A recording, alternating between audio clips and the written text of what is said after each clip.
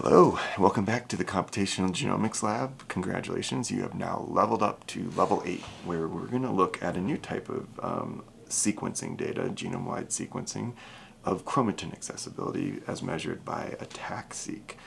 And there's links more to other details of ATACseq, but in general, just on a high level, if you get sequencing reads, it means that area of the DNA was accessible. And if you don't get sequencing reads, it means it was inaccessible. It's also called euchromatin for being open, heterochromatin for being closed. And so basically, if you get a peak, that means that region was accessible and open. If there's no peak, you can kind of guess it was inaccessible. All right, so with that, let's get started with our new journey on ATACseq. So we're here in the GitHub. If we go to the class lessons, we're now on 08 and ATACseq pipeline inputs. Okay, make this a little bigger. And so basically the goal is here is to run the NF core pipeline the same way we did in level 5 for the RNA-seq. And so in this video, I'm going to just kind of run over the basics again, because the main key thing here is to learn is how to go get the documentation, what are the required input files, and they're going to be very similar to the ones we use for RNA-seq, so that's why I'm just going to go briefly over them. But it is a new type of data, and you have to think every time you have a new type of data, what kind of inputs and files would I maybe need to include in there. Lucky for us, ATACseq is fairly similar. And here is the sort of step-by-step instructions for how to do that. I'm not going to actually run it on this video, but it tells you a little bit more about what the pipeline will do here and where to go look for the documentation. We're using the NF core NEXTFLOW pipeline, same thing we kind of did with RNA-seq, but now for ATACseq, and this is the version. And then the things you will need are here. And they're also at the bottom of this document. So if you want to copy and paste and run from there, you can do that as well. If you're in class, we have these genomes. I'm figuring out ways to link these on public websites, and I'll put links, I'll update links when they're there.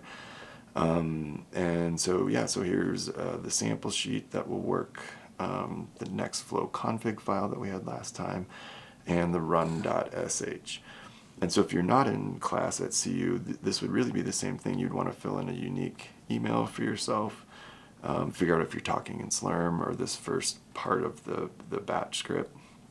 And then these are the NEXTFLOW flags that we're going to use. So you'll see like there's the black list. You need to have that. You need to have a genome. You need to have a genome annotation.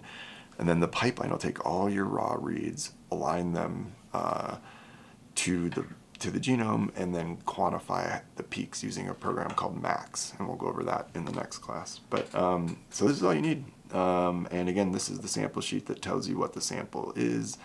This is mouse embryonic stem cells exposed to doxycycline, so 0 time point means no dox.